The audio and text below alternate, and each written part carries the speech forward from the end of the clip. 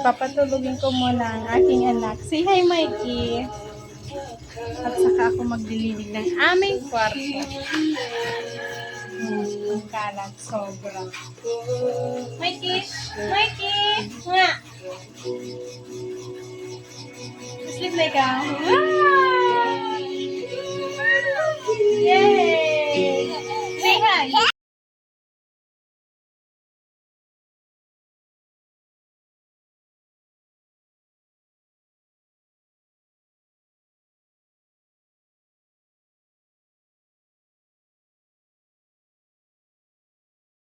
Tapos na nga pala akong maglinis ng aming kwarto.